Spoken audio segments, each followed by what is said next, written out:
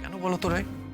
কেন সব সময় তুমি এটাই করার চেষ্টা করবে যে আমি যা বলছি, যা ভাবছি সেগুলো সব ভুল?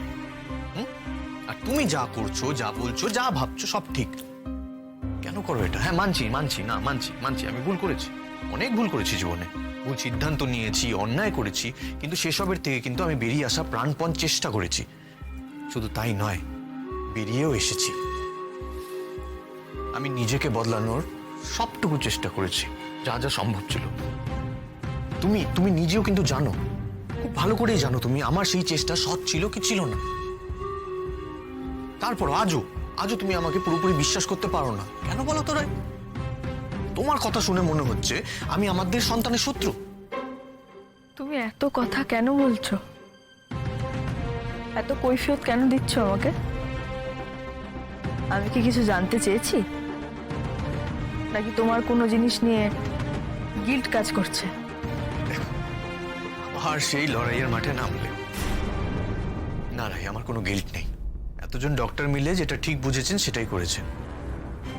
আমার মনে হয় আমাদের সবকিছু ওনাদের হাতেই ছেড়ে দেওয়া উচিত। মেডিকেলি তোমার জন্য যেটা ঠিক ওনারা সেটাই করবেন, এই ভরসাটুকু আমার আছে ওনাদের উপরে। সার্থক এখানে ছিল, ও নিজে পুরোটা বুঝে আমাকে গাইড করে দিয়ে গেছে, আর কোনো উপায় ছিল না। তোমাকে সুস্থ করে তোলাটাও কি অন্যায়? হ্যাঁ, ভুল হয়ে গেছে? কি বলতে চাইছো তুমি? কি বলতে চাইছো? তোমার কথা ভাবা আমি ছেড়ে দেব, ভাববো না তোমার কথা? Sorry, আমি পারবো না সেটা করতে। টায়ার্ড লাগছে, রেস্ট নেব এখন। ভাবছিলাম, বেশ, আমারও তাই মনে হয়। আমি না থাকলেই বোধহয় তুমি বেটার থাকবে, ভালো থাকবে। ছাড়বে কবে আমায়?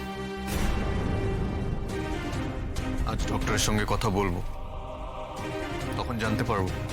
তুমি এখনই বরং গিয়ে ফর্মালিটিস গুলো করে নিয়ে এসো আগে থেকে।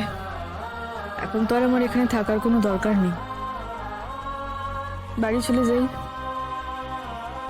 যদি আবার কোনো প্রবলেম হয় বা ওই খিচুনি টাইপের আবার কিছু হয়, তাহলে আবার না হয় অ্যান্টি কনভেনশন দেওয়া হবে আমাকে, বা অন্য কোনো ওষুধ দেওয়া হবে যেটা আমাকে প্রাণে বাঁচিয়ে রাখবে।